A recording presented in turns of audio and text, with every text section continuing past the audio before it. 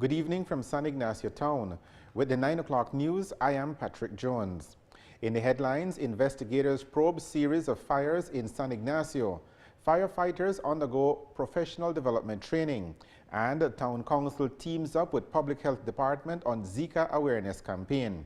Stay tuned for details of these and other stories coming up after these messages.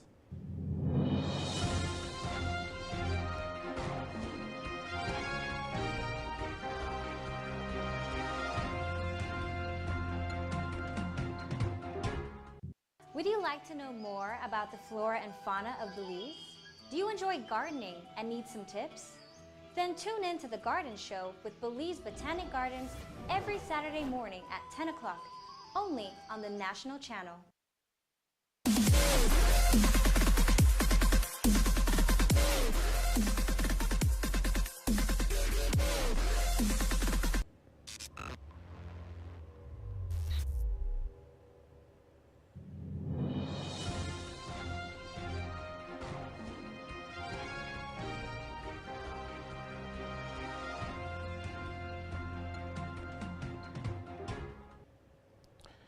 Here now is the news in details.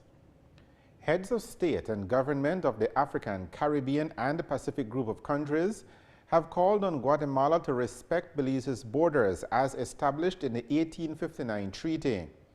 The call came at the end of the 8th summit of the ACP leaders, which wrapped up today in Papua New Guinea.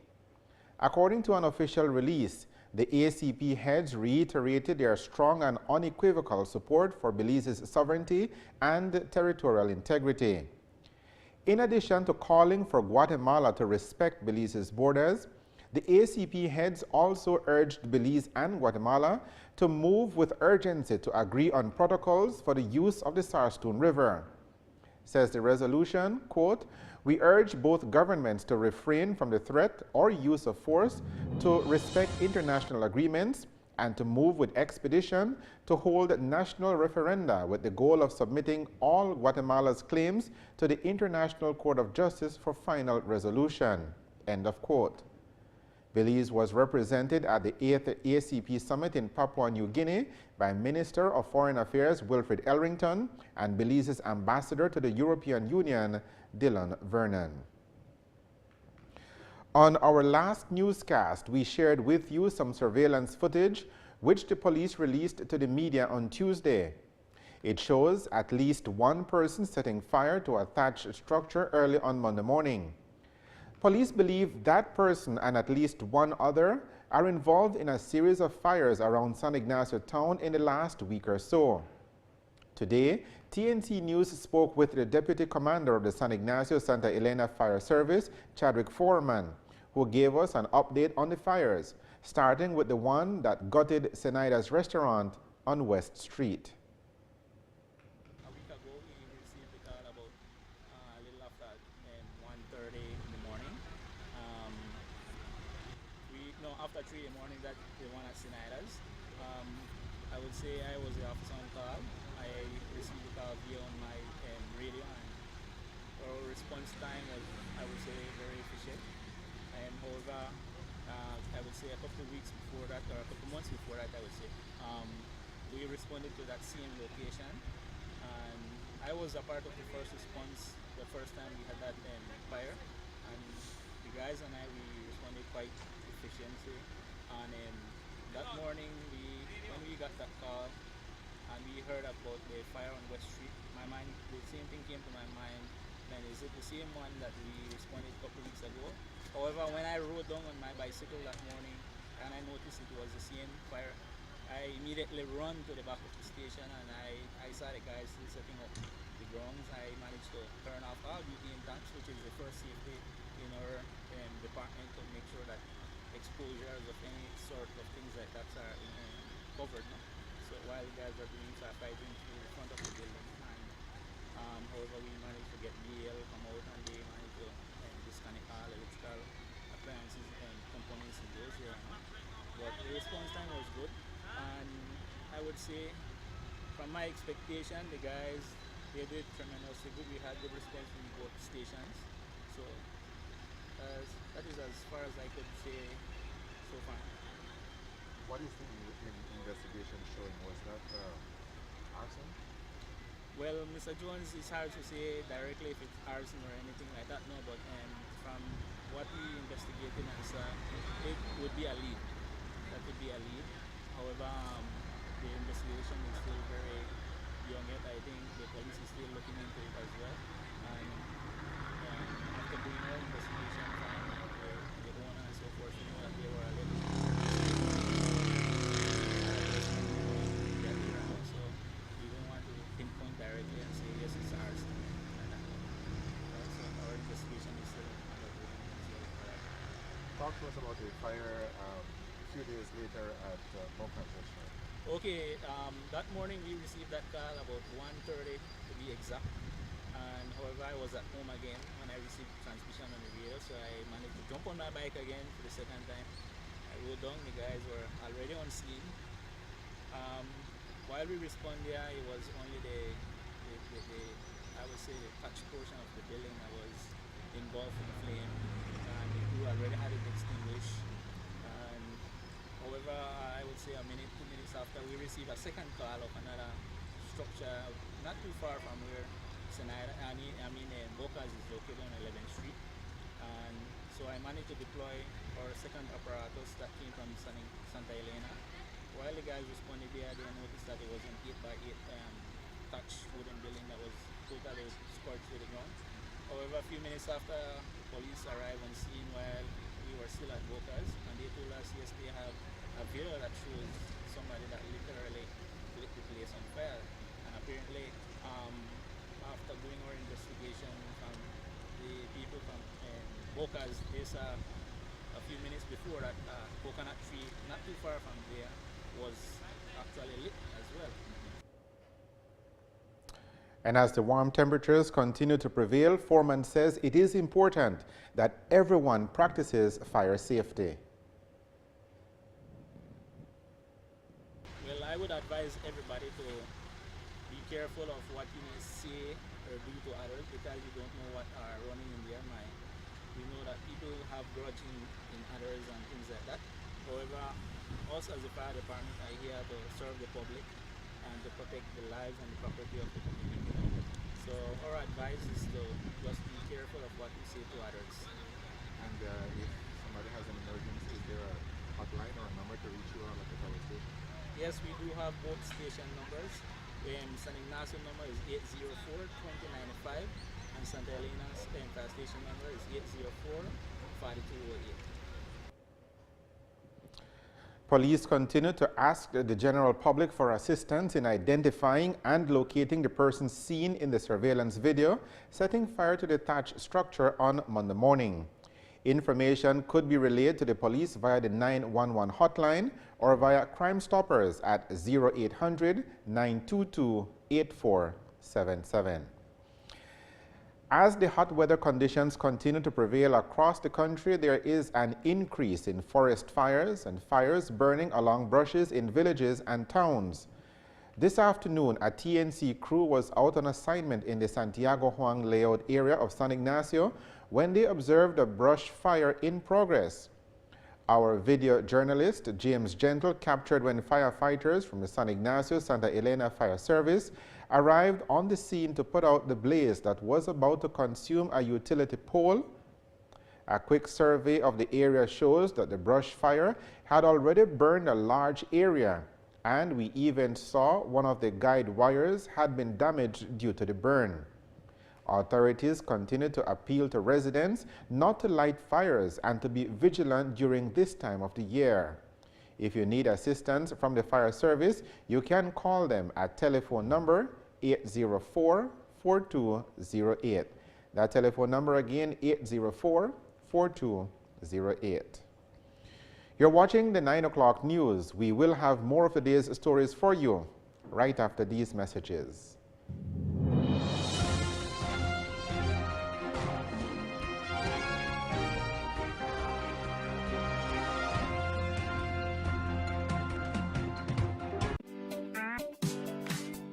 Hi, I'm Chelsea Rain. I'd like to tell you about the biggest thing to hit the local real estate market, the Belize Real Estate Show. Whether you are a real estate agent or property owner looking to rent or sell your property, the Belize Real Estate Show can help. We offer high-quality production with stunning slideshows, voiceovers, cinematic videos, and even an extended walkthrough hosted by yours truly. Call the number on your screen and allow all our viewers to dream of renting or owning your property.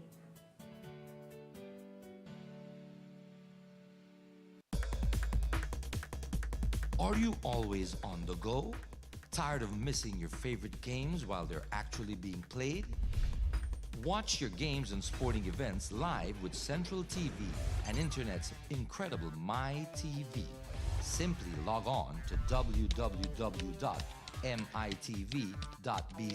to get easy access to 25 channels, no matter where you are. With Central TV and Internet's MyTV, you're always in the game.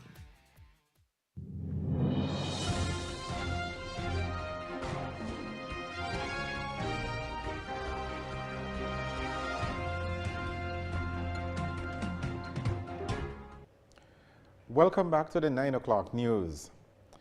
The San Ignacio Santa Elena Town Council is partnering with the Public Health Department on a Zika awareness campaign.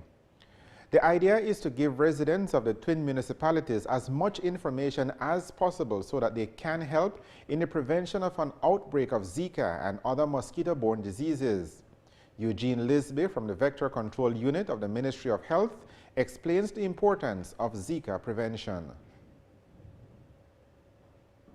Well, the significance because we want people to take pride of cleaning their environment, but also at the same time the mosquito that transmit Zika lives within the what we call the house or the yard. The female deposit her eggs on the wall of artificial and natural containers. These are containers that we keep within the house or in the yard. We find that in the yard we might get tires, bottles, coconut shells, egg shells, old toys, old shoes. And also within the yard, in the house, we keep some flower vase with water at all times, so we're not changing it.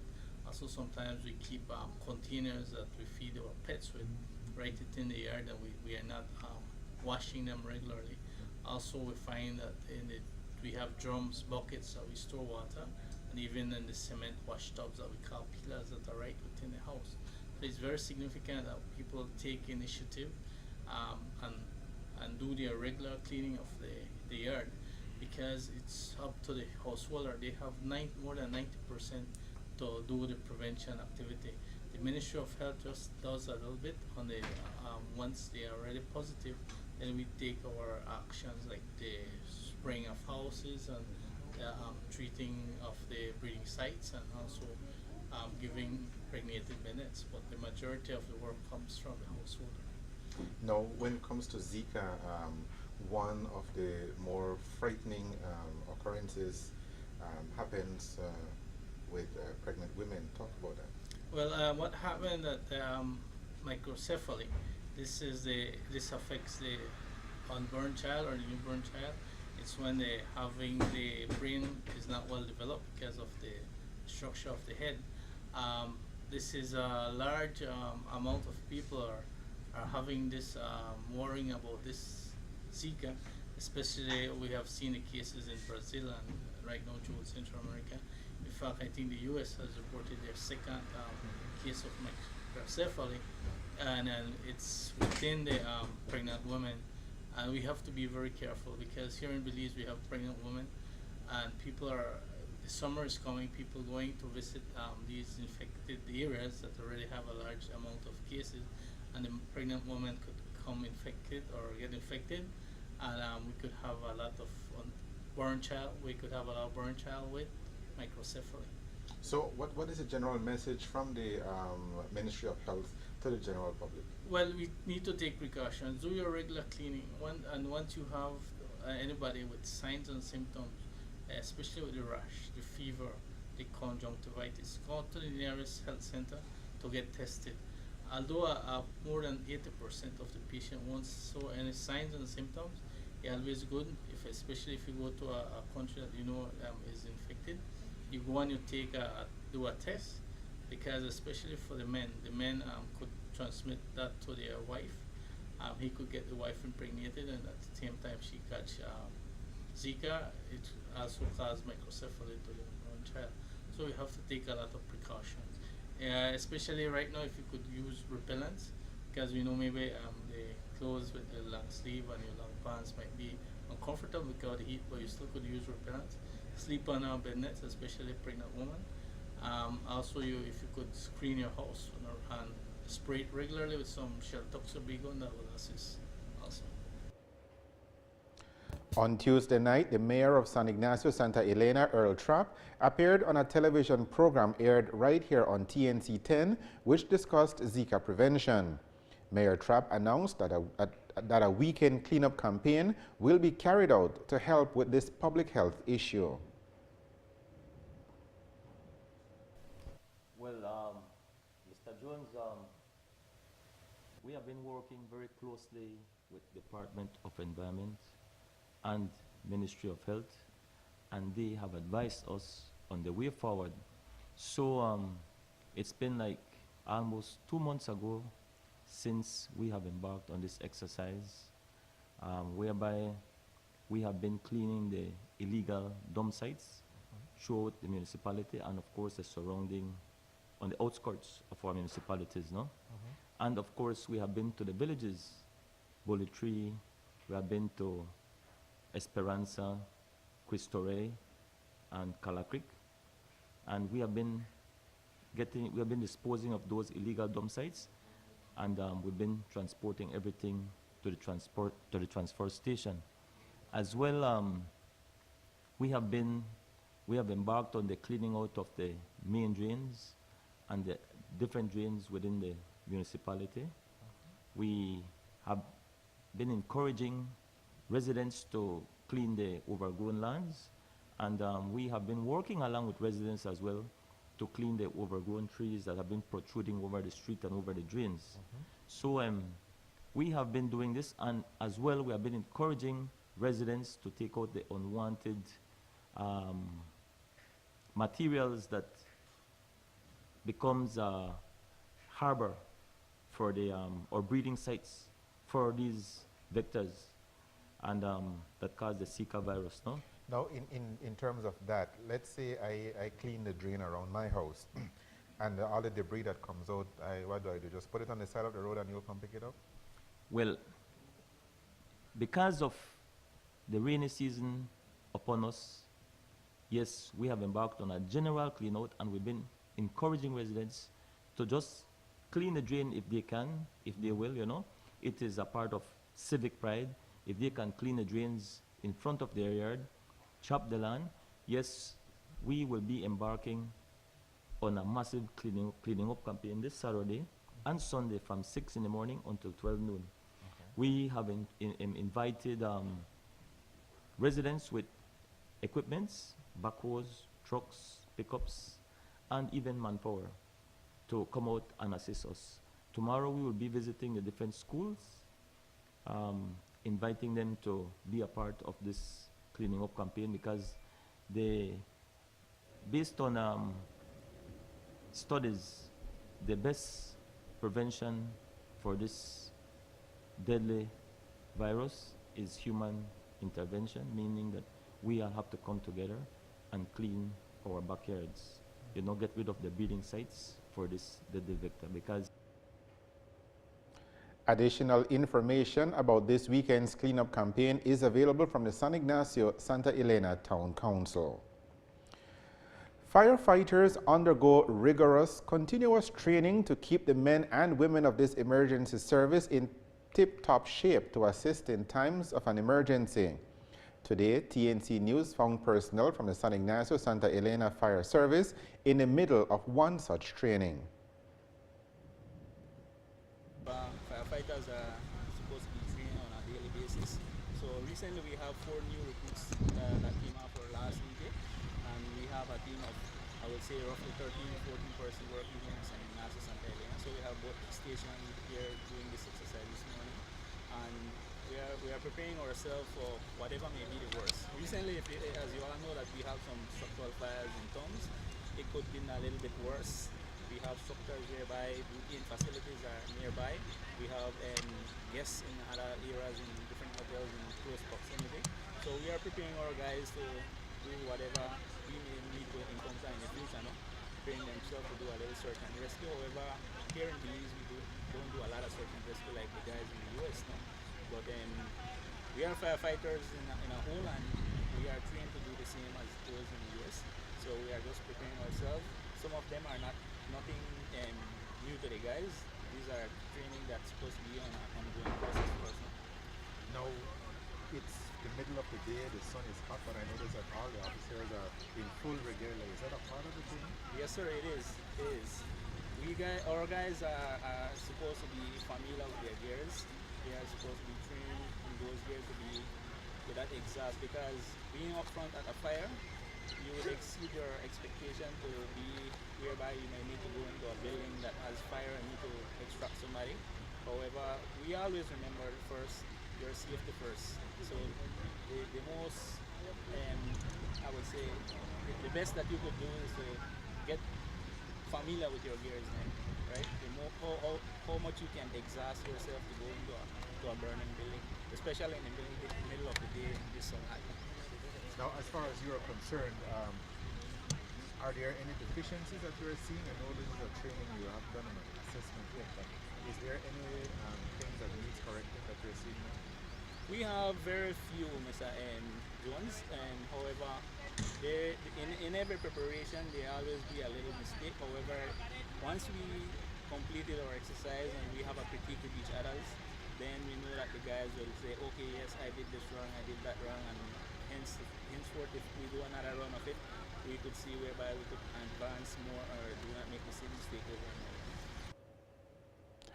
As Foreman explained, these professional development training are carried out regularly. The Ministry of Health today issued an advisory to the general public that due to recent bushfires, particularly in the Cayo district and the communities along the George Price Highway, there is a risk for vulnerable individuals to experience overexposure to smoke. The smoke is made up of tiny particles and gases, and when these are breathed into the lungs, they can cause asthma attacks, worsen chronic bronchitis and emphysema, and chest pains in some people with heart disease. It also has the potential to irritate eyes and trigger prolonged coughing spells. Individuals with chronic lung conditions and asthma in particular are advised to avoid areas with intense smoke if possible. In the event that one cannot avoid the smoke, the use of masks or wet rags may alleviate effects.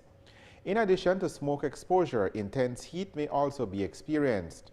The public is reminded of the advice on heat stroke: drink sufficient water, dress adequately, and keep in the shade as much as possible. Signs of heat stroke include red skin, fever, seizures, headache, a rapid pulse, and sometimes unconsciousness. Respiratory distress and heat stroke are medical emergencies. Anyone exhibiting these signs and symptoms of either of these conditions should be taken to the nearest health center or hospital immediately. The Ministry of Health advises those individuals at most risk, mainly children and elderly persons, to stay indoors and avoid strenuous physical activities. All individuals should reduce prolonged activities outdoor. The poor air quality may continue for an unpredictable time, as the country is at the peak of the dry season when the ignition of fires is common. Persons engaging in any form of burning during this dry season is advised to exercise care to contain the fire at source and put out any fire that shows a sign of possible spread. This is the news on the National Channel. Coming up, we'll take a look at the weather, and we'll be right back.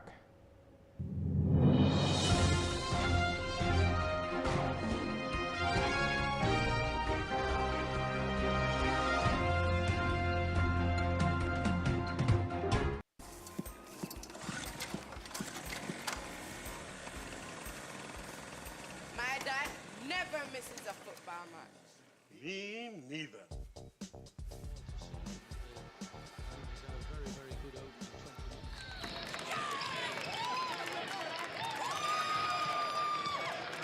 you enjoying this game or what? I'm loving every minute of it.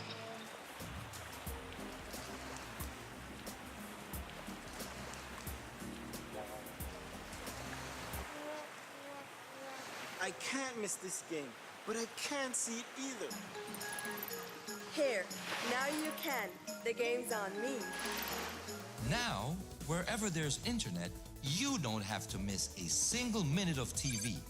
And the best part of MyTV is its cost as little as $10 monthly for Central TV and Internet's customers. With 25 channels at your fingertips, you'll always be tuned in. MyTV is available only at Central TV and Internet. Log on and discover a new world of mobile TV. Hey, do you happen to have a beer?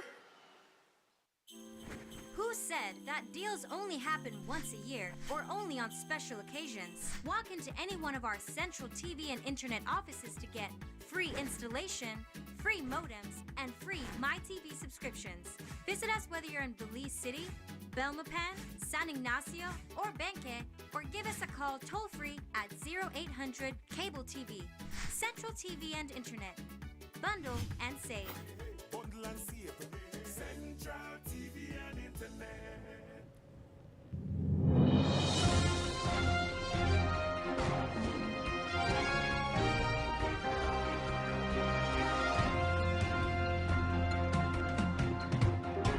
Would you like to know more? Warm temperatures continue to dominate our weather. Here is the forecast for the next 24 hours.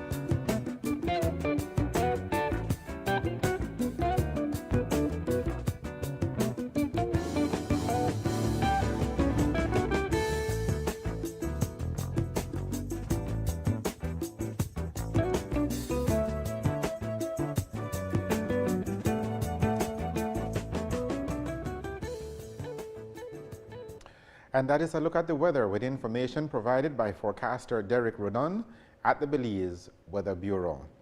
To summarize the news, here are the main points again. Investigators probe series of fires in San Ignacio. Firefighters undergo professional development training, and Town Council teams up with Public Health Department on Zika awareness campaign. With the headlines, we end this edition of the 9 o'clock news. Thank you for joining us. I am Patrick Jones. Have a good evening and a good night.